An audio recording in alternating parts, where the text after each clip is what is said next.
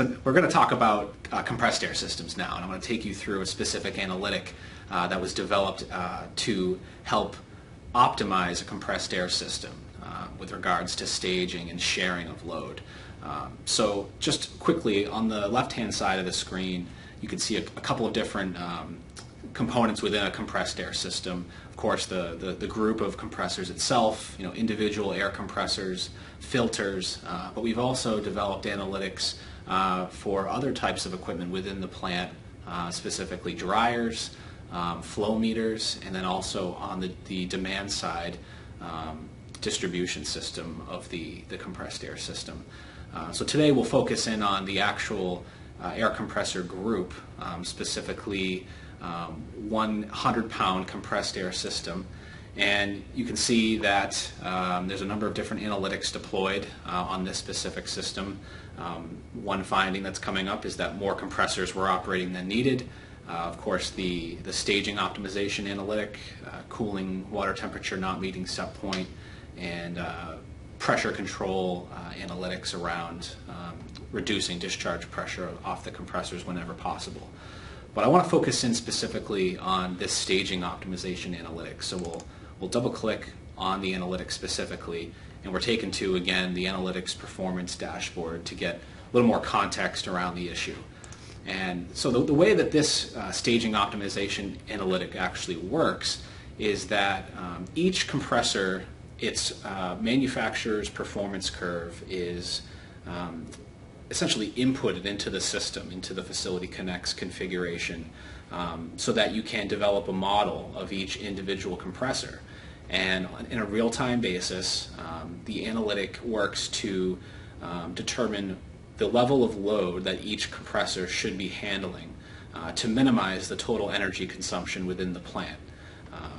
So some facilities may actually already have a staging optimization or control system that's intended to minimize energy consumption. And in that case, this analytic is really acting as a check. It's determining whether or not that sequence or that controller is working as intended. In many cases, things can be overridden. Set points within that algorithm or sequence can be changed by operators. And this analytic is really meant to detect those deviations and help red flag them, determine what the energy savings might be associated with correcting the issue and getting it fixed as soon as possible, since air compressors are a huge source of energy consumption within any facility that has a plant.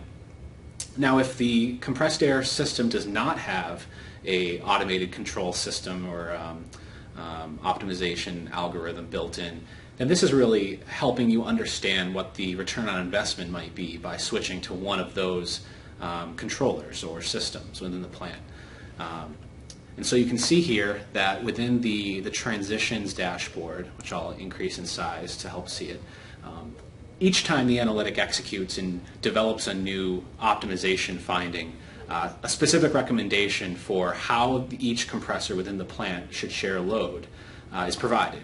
So you can see here on the second line that during this specific instance of an issue occurring, the algorithm determined that two of the compressors should be loaded approximately to 3,500 CFM, and the first compressor should act as the trim machine. And in this case specifically, it's known that those two compressors are actually centrifugal compressors, which are more efficient than the trim machine in this plant, which is a rotary screw machine that operates load and unload. So the algorithm is telling the operator that you should base load the two centrifugals that are necessary to meet the current load within the plant, and to trim with your load-unload screw, which is a very conventional way of operating a plant very efficiently. Now, if we move over to the trending capabilities, we can trend a variety of different points, which will help us better understand this recommendation. You can trend the power consumption of each compressor, the actual recommended or calculated power consumption if the system was optimized. And you can look at a variety of other parameters that help drive you to help understand the recommendation that's being made. And since air compressors, as I mentioned, are such a huge energy user within most buildings, This one analytic alone could offer tens of thousands or even hundreds of thousands of dollars in annual energy savings in a large plant that is not well controlled. Many times large compressed air plants are actually operated manually using an operator that may or may not be there 24 hours a day. So this really provides you the tools that you need to help either implement a optimization control strategy or to ensure that that type of system, if installed, is working effectively and has not been overridden and it continues to perform as it's intended.